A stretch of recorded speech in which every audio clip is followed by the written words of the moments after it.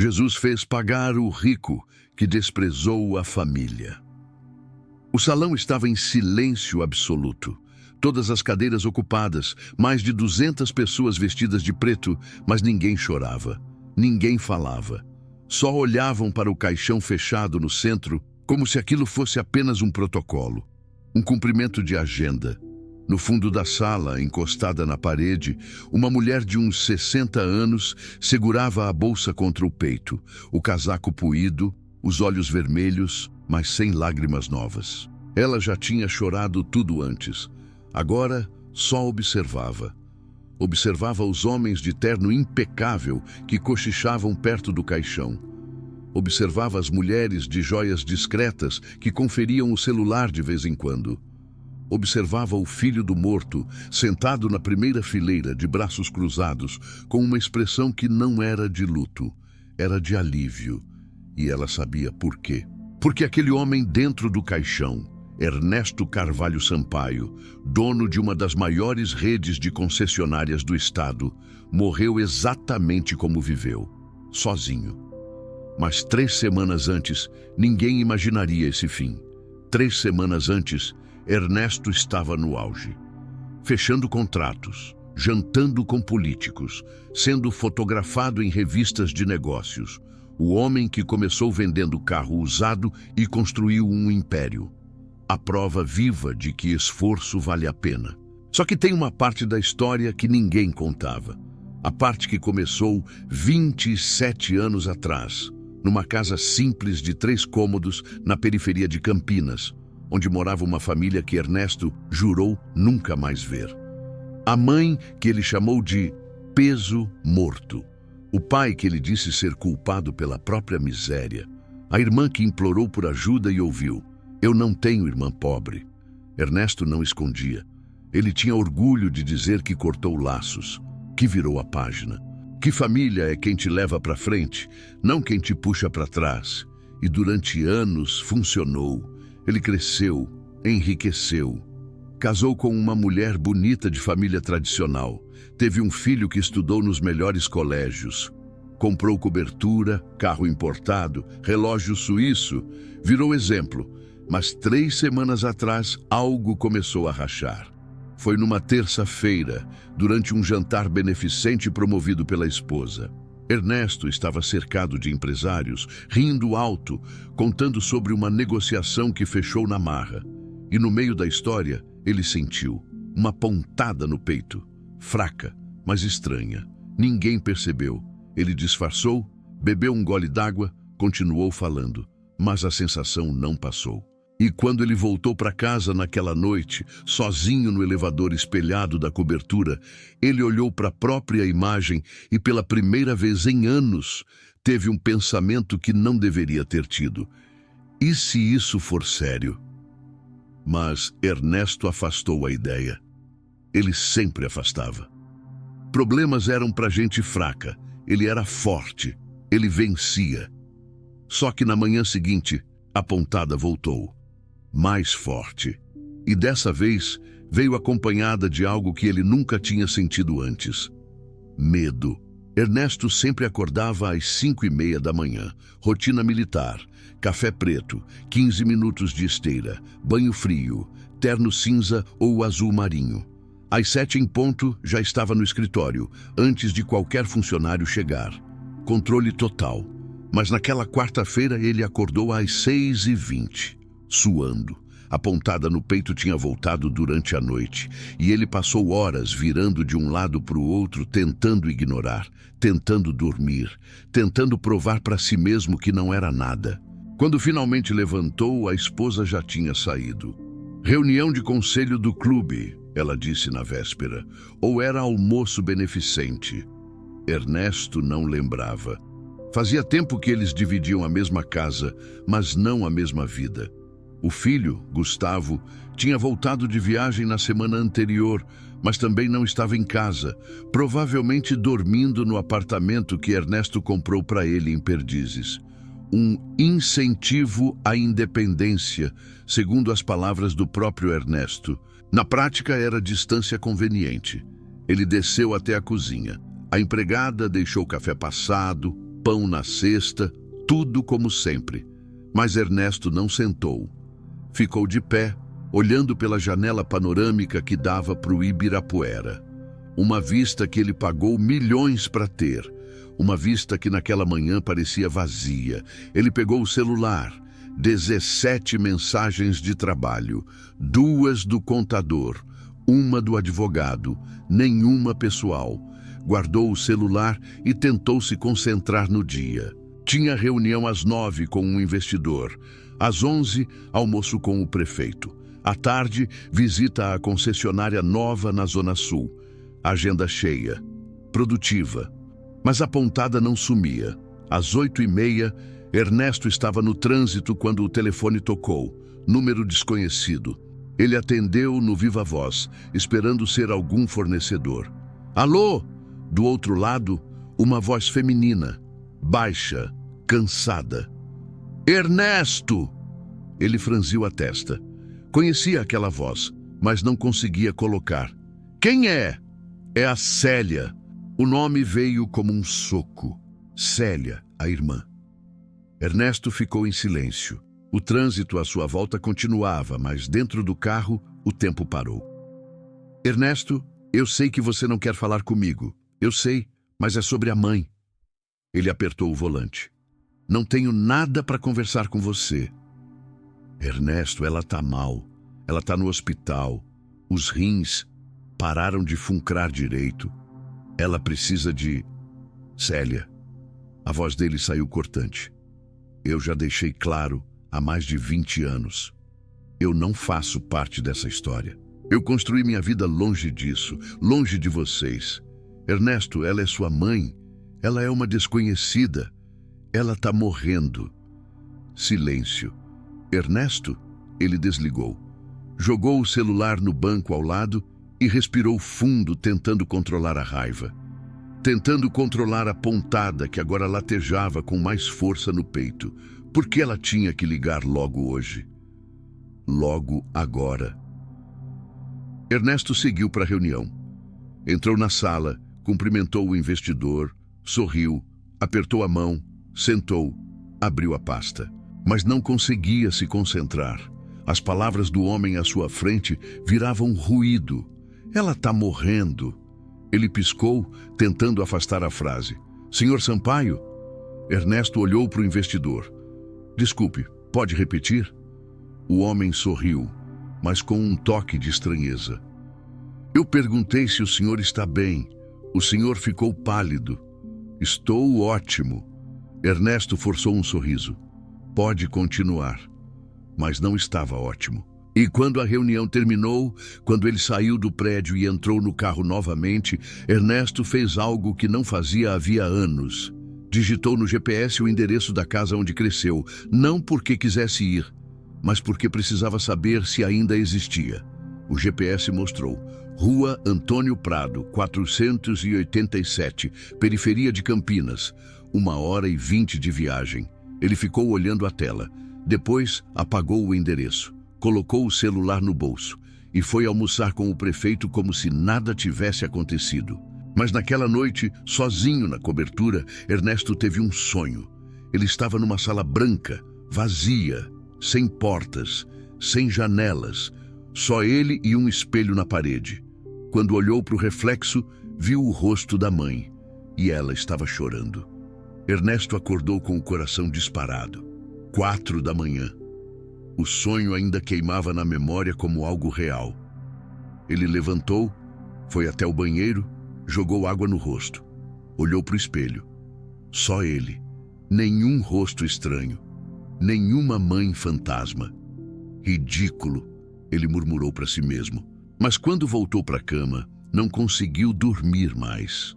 Passou o resto da madrugada rolando mensagens de trabalho, respondendo e-mails, fazendo qualquer coisa para não pensar, para não lembrar da ligação, para não sentir a pontada que agora era constante, uma pressão surda do lado esquerdo do peito. Às 7 ele estava no escritório de novo, primeiro a chegar, como sempre, mas pela primeira vez em anos, Ernesto não conseguia trabalhar. Ficava olhando para a tela do computador sem ler nada. As palavras dançavam. Os números não faziam sentido, até que o telefone tocou. Número desconhecido de novo. Ele atendeu por impulso. Alô? Ernesto, sou eu de novo. Célia. Ele ia desligar, mas ela falou rápido, antes que ele tivesse tempo. Ernesto, só escuta, só um minuto, por favor. Ele ficou em silêncio. Não confirmou, mas também não desligou. Ela perguntou por você hoje de manhã. A mãe. Ela acordou e a primeira coisa que ela disse foi seu nome. Ernesto. Ela não falava direito há dias, mas ela disse seu nome. Célia, ela não está pedindo dinheiro, ela não está pedindo nada, ela só quer te ver uma vez, só isso. Não. Ernesto, não. A voz dele saiu mais alta, firme. Vocês fizeram suas escolhas, eu fiz as minhas. Eu não devo nada para ela, não devo nada para você. Eu saí daquela vida porque precisei, porque ninguém fez nada para me ajudar. Eu construí tudo do zero, tudo. E agora, 27 anos depois, vocês aparecem querendo o quê? Que eu volte? Que eu finja que somos família? A gente sempre foi família, Ernesto. Não. Família é quem te apoia, quem te incentiva, quem acredita. Vocês nunca acreditaram em mim. Quando eu disse que ia sair daquela casa, que ia fazer diferente, sabe o que o pai falou? Que eu era metido, que eu ia me dar mal. Que pobre que tenta ser rico vira piada. Ele estava com medo, Ernesto. Ele não sabia. Ele estava errado. E eu provei. Eu venci. E vocês continuaram lá. Na mesma casa. No mesmo lugar. Reclamando. Culpando o mundo. Bem, eu não sou mais parte disso. Silêncio do outro lado. Depois a voz de Célia saiu baixa. Trêmula. Ela só tem alguns dias, Ernesto. Os médicos disseram, se você não vier agora, você nunca mais vai... Ele desligou. Jogou o celular na mesa com força. Respirou fundo. A pontada no peito agora era uma queimação. Ele pressionou a mão contra o lado esquerdo, tentando aliviar, mas não adiantou. Então algo dentro dele quebrou. Ele pegou o telefone de novo e ligou para o médico particular. Descreveu os sintomas. A pontada. A pressão, o cansaço. Senhor Sampaio, o senhor precisa vir fazer uns exames. Hoje, se possível. Não tenho tempo hoje. Senhor Sampaio, pelos sintomas que o senhor descreveu, isso pode ser amanhã. Eu vou amanhã. Ele desligou antes que o médico insistisse. Passou o dia inteiro em reuniões, fechou 2 contratos, aprovou a compra de um terreno. Demitiu um gerente que estava falhando nas metas. Ernesto funcionava, ele sempre funcionava. Mas quando chegou em casa naquela noite, a cobertura estava vazia de novo. A esposa tinha deixado um bilhete na cozinha. Jantar beneficente. Volto tarde. Ernesto amassou o bilhete e jogou no lixo. Foi até a sala, serviu um uísque, sentou no sofá de frente para a janela. A cidade inteira acesa lá embaixo. Milhões de luzes, milhões de vidas. E ele ali, no topo, sozinho. Pegou o celular, rolou os contatos. Tinha centenas, fornecedores, clientes, sócios, advogados, políticos, mas nenhum amigo, ninguém para quem ele pudesse ligar só para conversar, só para desabafar, só para dizer que estava com medo. Ele trancou o celular e bebeu o uísque de uma vez. E foi nesse momento que o interfone tocou. Ernesto franziu a testa. 10 da noite. Ninguém avisou que ia subir. Ele foi até o interfone e atendeu. Sim? A voz do porteiro veio hesitante. Senhor Sampaio, tem uma moça aqui embaixo. Ela diz que é sua irmã. O sangue de Ernesto congelou. Mande ela embora. Senhor, ela está dizendo que é urgente, que precisa falar com o senhor pessoalmente. Ela está chorando, senhor. Eu disse para mandar embora. Senhor, agora. Ele desligou o interfone. Ficou parado na sala, respirando pesado, o coração batendo descontrolado. A pontada no peito agora era uma dor aguda que subia até o ombro. Ele voltou até a janela e olhou lá embaixo.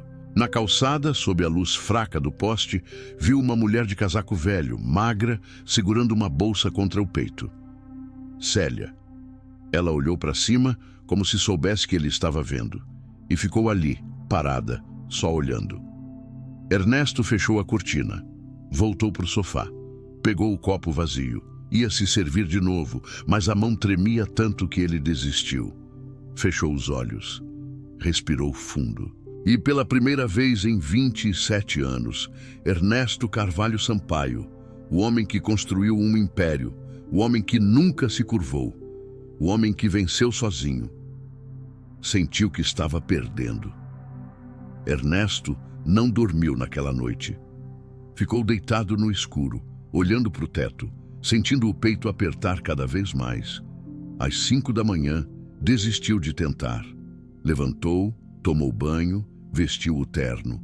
Mas quando olhou no espelho, viu algo que não esperava. Ele estava pálido, olheiras fundas, os lábios sem cor. Pela primeira vez em décadas, Ernesto Carvalho Sampaio parecia velho. Ele foi direto para o hospital fazer os exames. Eletrocardiograma, teste de esforço, sangue.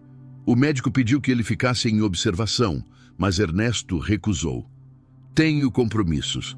Senhor Sampaio, o senhor está com sinais claros de me liga quando os resultados saírem. Ele saiu do hospital antes que o médico pudesse terminar a frase. Mas ao invés de ir para o escritório, Ernesto fez algo que não planejava. Entrou no carro, ligou o GPS e dessa vez não apagou o endereço. Rua Antônio Prado, 487, 1h20 até Campinas.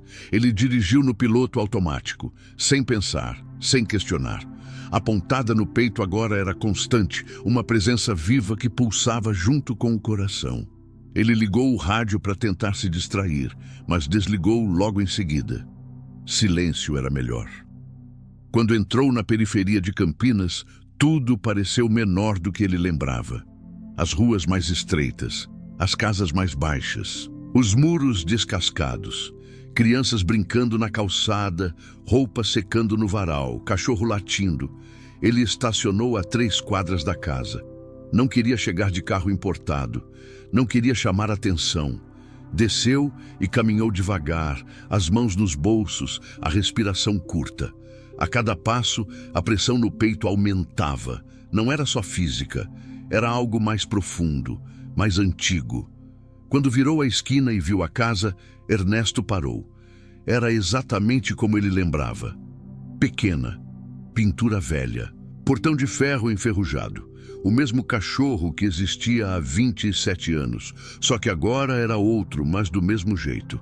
As mesmas plantas na entrada, a mesma janela quebrada que o pai nunca consertou. Nada tinha mudado.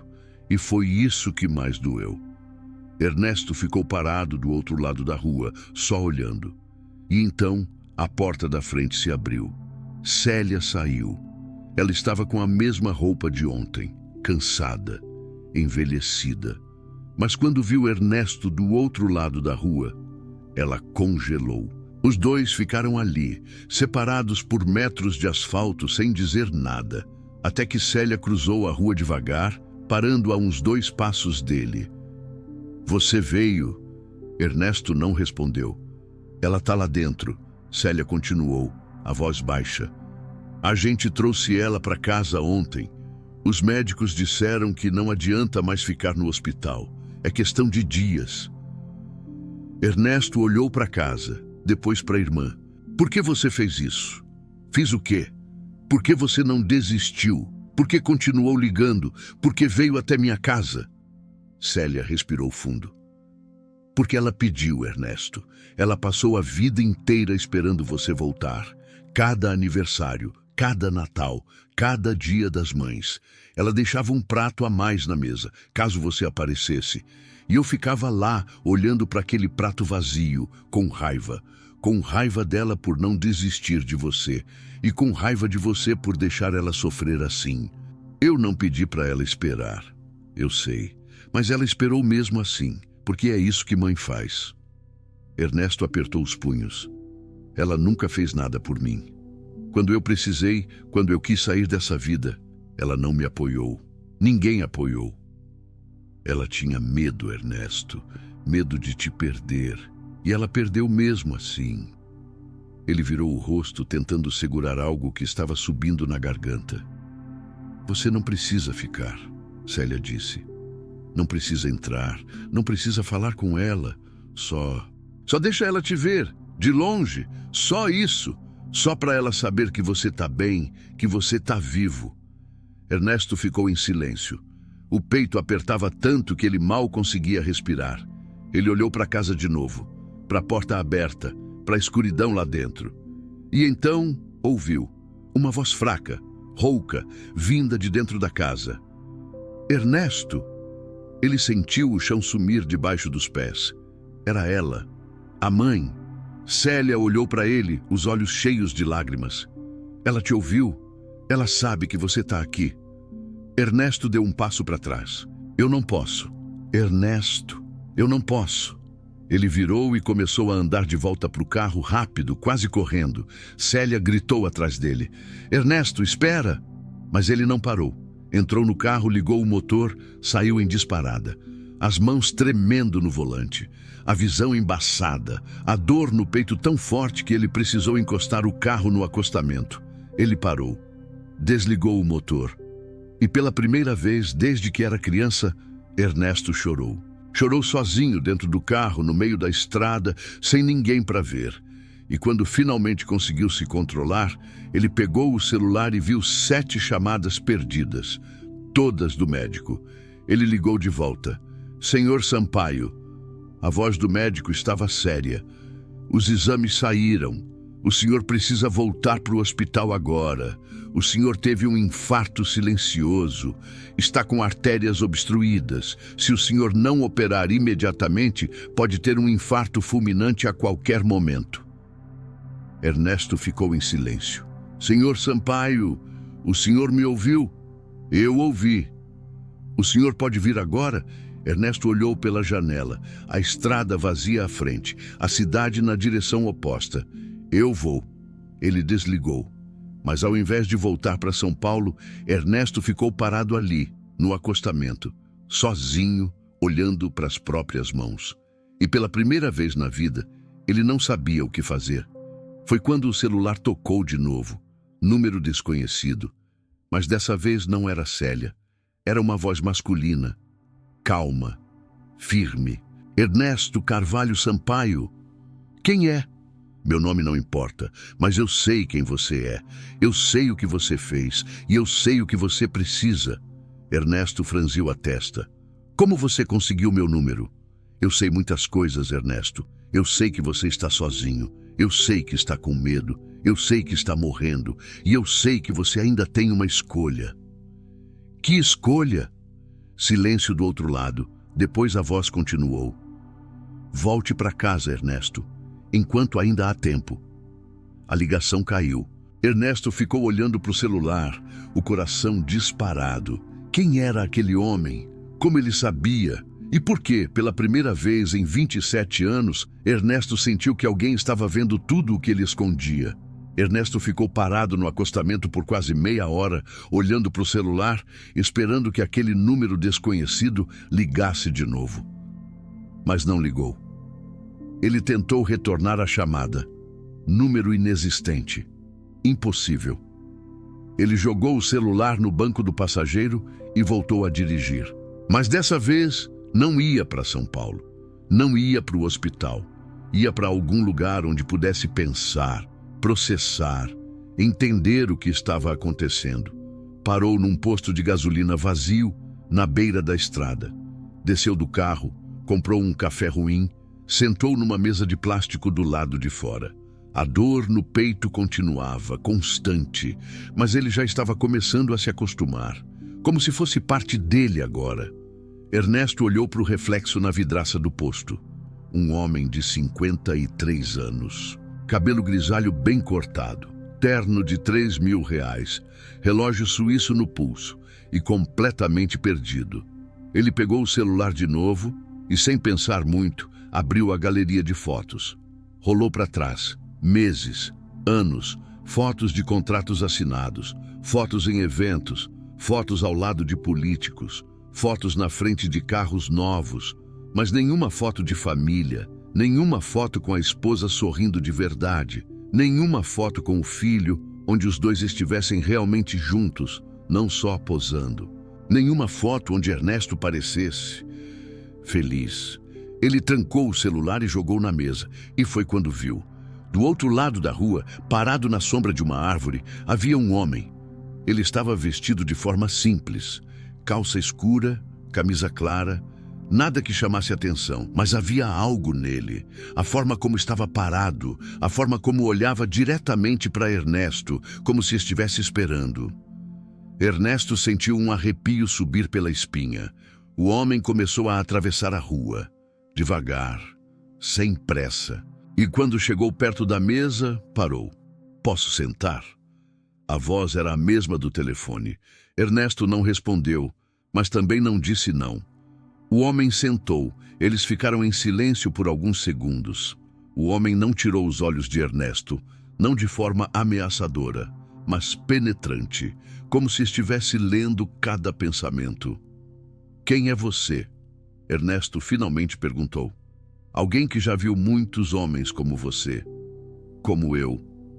Homens que construíram impérios, mas perderam a si mesmos no caminho."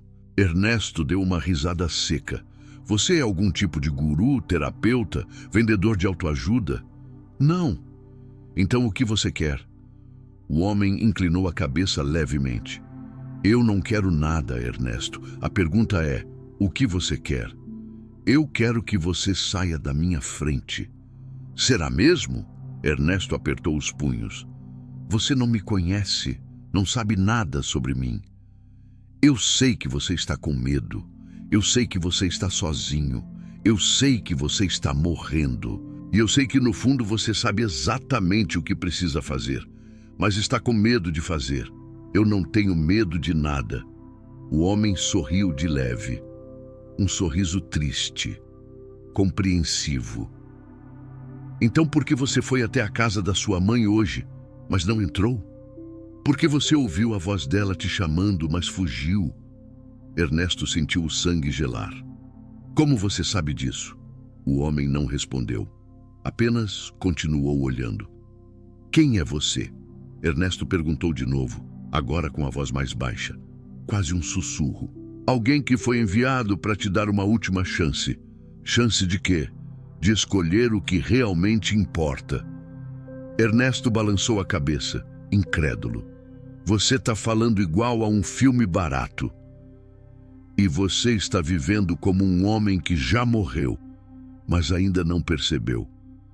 As palavras acertaram como um soco. Ernesto ficou em silêncio. O homem se inclinou um pouco para frente. "Você tem 3 dias, Ernesto. 3 dias antes que seu coração pare de vez. Os médicos te disseram que você precisa operar.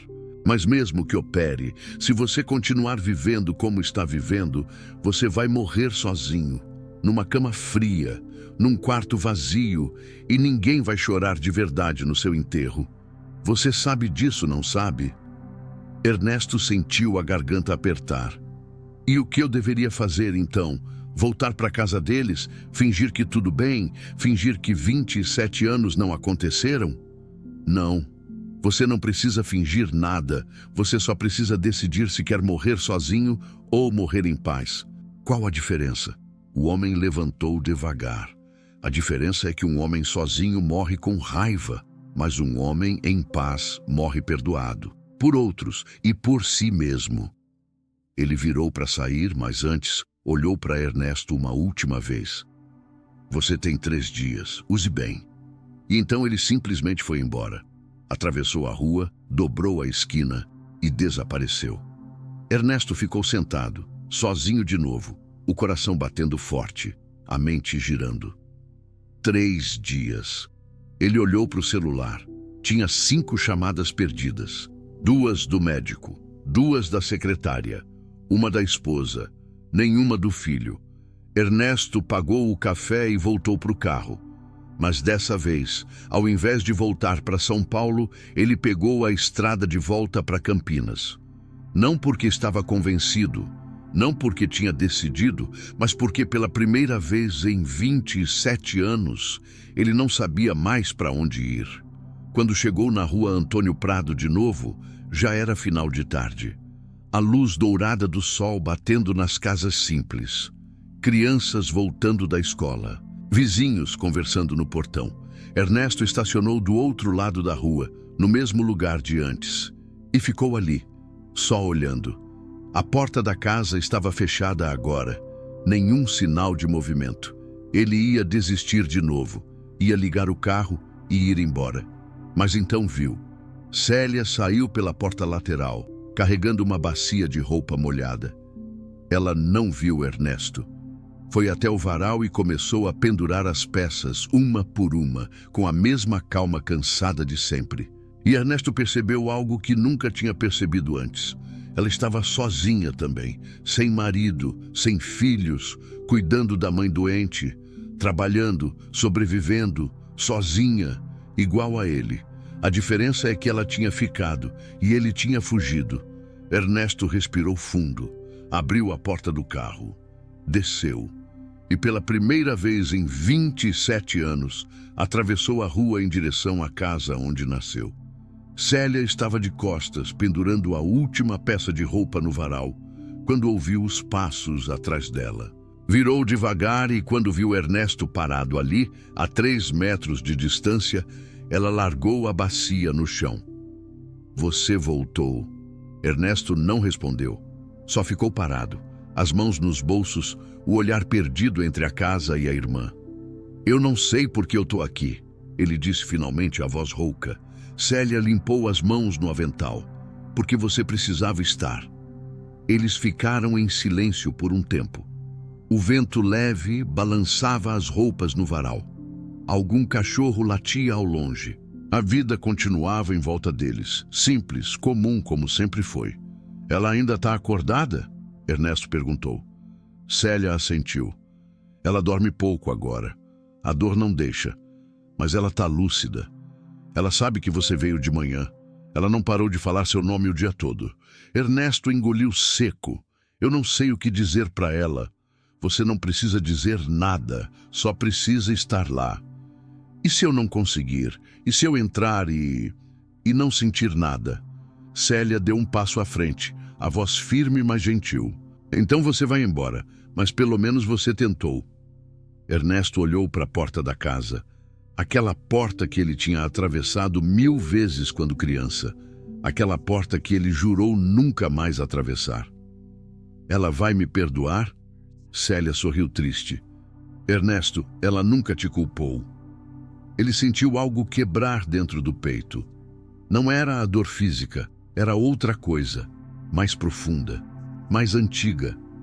Célia se virou e caminhou em direção à porta. Parou antes de entrar e olhou para trás. Vem. Ernesto deu o primeiro passo, depois o segundo, e quando percebeu, estava atravessando a porta. O cheiro atingiu ele como uma memória líquida, cheiro de casa velha, de comida simples, de sabão em pó barato, de tempo parado. Tudo estava do mesmo jeito. A mesinha da sala com a toalha de crochê puída, o sofá velho de tecido marrom, a televisão pequena no canto, as fotos na parede. E foi aí que Ernesto parou. Porque no meio de todas as fotos da família, entre imagens velhas de aniversários e natais, havia uma foto dele. Ele tinha 18 anos, acabado de se formar no ensino médio, sorrindo com o diploma na mão. A única foto que ela tinha dele, e estava emoldurada, no centro da parede, como se fosse a mais importante. Ernesto sentiu a garganta fechar. Ela olha para essa foto todos os dias. Célia disse baixinho atrás dele. Ela conversa com você.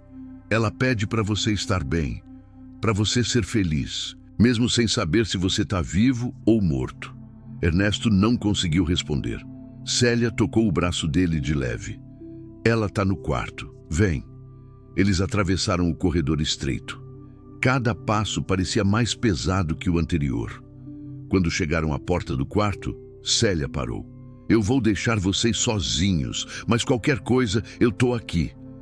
Ela abriu a porta e saiu, deixando Ernesto sozinho no corredor. Ele ficou parado, olhando para dentro. O quarto estava em penumbra. A janela aberta deixava entrar a luz fraca do fim de tarde. E na cama, pequena, frágil, coberta até o pescoço, estava ela, a mãe. Ernesto quase não reconheceu. Ela sempre foi pequena, mas agora parecia ter encolhido ainda mais. O rosto encovado, os cabelos brancos e ralos, as mãos finas sobre o cobertor, os olhos fechados. Ele ia voltar, ia desistir. Mas então ela abriu os olhos e o viu. Por um segundo, nenhum dos dois se mexeu. Depois, os olhos dela se encheram de lágrimas. Ernesto! Ela sussurrou, a voz quase inaudível. Ele sentiu as pernas fraquejarem. Segurou no batente da porta para não cair. Você veio, ela continuou, tentando sorrir. Você realmente veio. Ernesto deu um passo para dentro do quarto, depois outro, até ficar ao lado da cama. De perto, ela parecia ainda mais frágil, como se fosse desaparecer a qualquer momento. Mãe, ele disse, e foi a primeira vez que falou essa palavra em 27 anos. Ela estendeu a mão trêmula. Ernesto olhou para ela por um longo momento e então, devagar, segurou. A mão dela era fria, leve, quase sem força. Eu sabia que você ia voltar, ela disse, as lágrimas escorrendo pelo rosto. Eu sempre soube. Mãe, eu não... Não precisa falar nada, filho. Você está aqui, é só isso que importa. Ernesto sentiu as próprias lágrimas caírem. Ele tentou segurar, mas não conseguiu. Eu fui egoísta. Eu fui cruel. Eu te abandonei. Não, filho. Você não me abandonou. Você fez o que precisava fazer. Você foi atrás da sua vida. E eu sempre tive orgulho de você.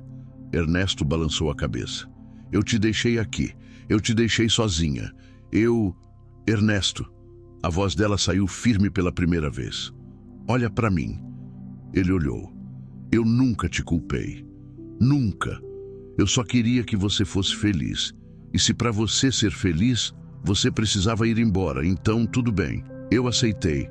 Eu sempre aceitei. Mas eu não fui feliz, mãe.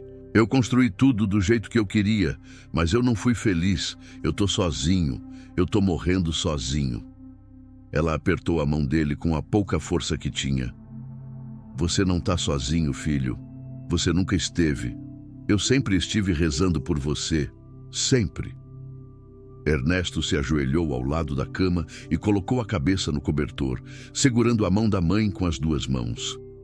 E ali, naquele quarto pequeno, naquela casa simples, ele chorou como nunca tinha chorado. Chorou pelos anos perdidos, pelas palavras não ditas, pelo orgulho que o cegou, pela solidão que ele construiu com as próprias mãos. E a mãe, mesmo fraca, mesmo morrendo, passou a mão no cabelo dele. Tá tudo bem, meu filho. Tá tudo bem agora. Eles ficaram assim por um tempo que parecia eterno, até que ela disse baixinho: Ernesto, você precisa perdoar ele também. Ele levantou o rosto confuso. Perdoar quem? Seu pai. Ernesto enrijeceu. Ele me humilhou. Ele disse que eu ia falhar. Ele tinha medo. Medo de te perder. E ele te perdeu mesmo assim. Ele morreu com isso no coração. Morreu sem te ver de novo, sem te pedir desculpas. Ele nunca ia pedir desculpas. Mas você pode perdoar mesmo assim. Não por ele, por você. Ernesto fechou os olhos. E naquele momento, algo dentro dele finalmente cedeu. Todas as camadas de raiva, de mágoa, de orgulho, de ressentimento, tudo desmoronou. E no lugar ficou só a verdade. Ele era um homem que tinha tudo e não tinha nada. Eu perdoo, ele sussurrou. Eu perdoo ele. E eu peço desculpa por tudo. A mãe sorriu, um sorriso fraco, mas genuíno. Obrigada, filho. Ela fechou os olhos, cansada. A respiração ficou mais lenta. Ernesto segurou a mão dela sem soltar e ficou ali, ao lado dela, até que ela adormeceu. Quando saiu do quarto, Célia estava na sala, esperando. Ela viu o rosto dele e entendeu tudo sem precisar perguntar. Ela está em paz agora, Célia disse. Ernesto assentiu. E você? Ele ficou em silêncio. Depois respondeu. Eu não sei, mas eu acho que eu tô no caminho. Célia sorriu. Fica para jantar, por favor. Ernesto ia recusar, ia dizer que precisava voltar, que tinha compromissos, que tinha uma vida em São Paulo.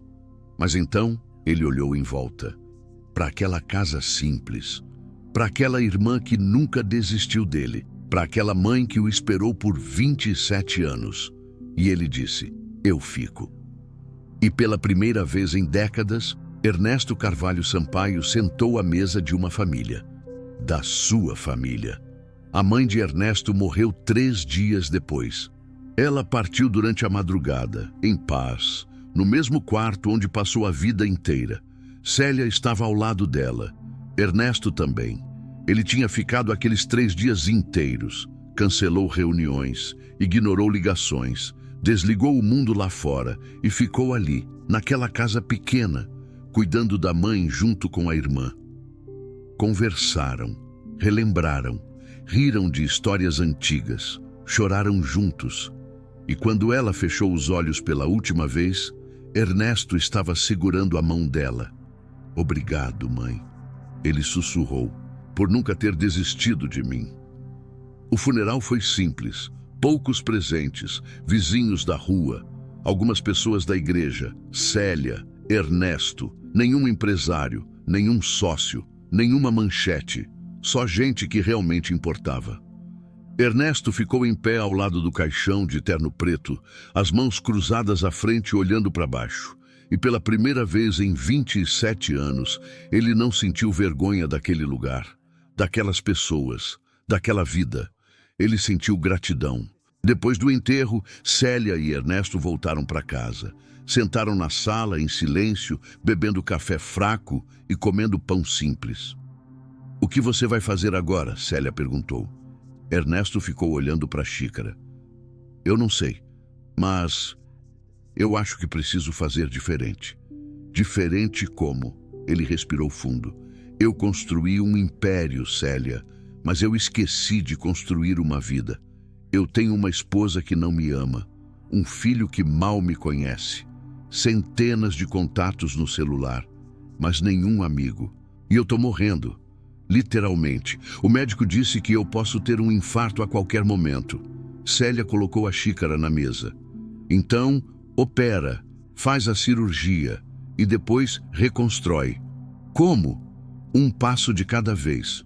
Do mesmo jeito que você fez quando saiu daqui. Só que agora não sozinho. Ernesto olhou para a irmã e pela primeira vez realmente a viu. Não como a menina que ele deixou para trás, mas como a mulher que nunca desistiu dele. Desculpa, ele disse, a voz falhando.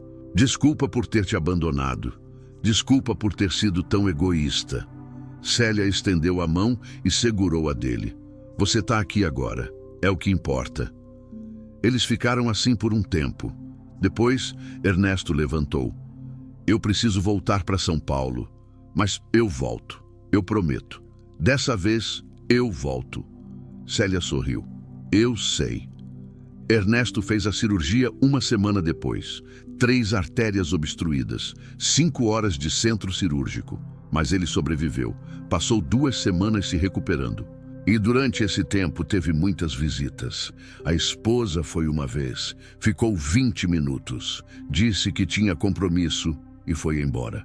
O filho foi 2 vezes. Nas 2, ficou no celular. Conversaram pouco. Os sócios mandaram flores, mas quem ficou com ele todos os dias, das 8 da manhã às 6 da tarde, foi Célia.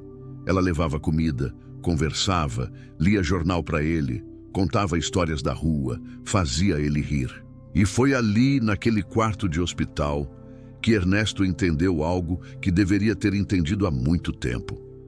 Família não é quem tem o mesmo sobrenome. Família é quem fica. Quando recebeu alta, Ernesto voltou para a cobertura, mas não ficou muito tempo. Ele chamou a esposa para uma conversa. Foi honesto, disse que não eram felizes, que viviam vidas separadas, que era hora de aceitar isso. Ela não discutiu. Na verdade, pareceu aliviada. Eles se separaram de forma civilizada. Dividiram bens, assinaram papéis e seguiram caminhos diferentes. O filho foi mais difícil. Ernesto tentou se aproximar, convidou para almoçar, para conversar, mas Gustavo estava distante, frio, e Ernesto entendeu por quê. Ele tinha criado um estranho, mas não desistiu. Começou devagar, uma mensagem por semana, um convite casual, uma pergunta sincera sobre a vida dele. E aos poucos, as respostas começaram a vir. Não era perfeito, mas era um começo. Ernesto também mudou a empresa, delegou mais, trabalhou menos, passou a valorizar os funcionários, criou um fundo para ajudar famílias carentes de Campinas e toda sexta-feira, sem falta, ele pegava o carro e ia para a Rua Antônio Prado. Levava almoço, consertava coisas na casa, conversava com Célia, visitava o túmulo da mãe. E pela primeira vez em décadas, Ernesto não se sentia sozinho. 6 meses depois, Ernesto estava sentado na sala da casa em Campinas, tomando café com Célia, quando o celular tocou. Número desconhecido. Ele atendeu. Alô? Silêncio do outro lado. Depois, aquela voz calma e firme. Como você está, Ernesto? Era ele, o homem do posto de gasolina. Ernesto se levantou, afastando-se de Célia. Quem é você? De verdade? Eu já te disse. Alguém que foi enviado para te dar uma última chance. Enviado por quem? Silêncio. Depois a voz respondeu. Você realmente precisa perguntar? Ernesto sentiu um arrepio. Eu não entendo. Você não precisa entender tudo, Ernesto. Só precisa aceitar. Você foi perdoado pela sua mãe, por Deus, e agora você precisa se perdoar. E se eu não conseguir, então você vai continuar tentando, até conseguir. A ligação caiu. Ernesto ficou parado, olhando para o celular. Célia se aproximou. Tudo bem? Ele olhou para ela e sorriu. Tudo bem. O funeral de Ernesto Carvalho Sampaio aconteceu 23 anos depois. Ele morreu aos 76 anos, em casa, cercado de família. Célia estava ao lado dele. O filho também. Os 3 netos que Ernesto teve tempo de conhecer e amar. E até a ex-esposa, que tinha feito as pazes com ele anos antes. O velório foi cheio.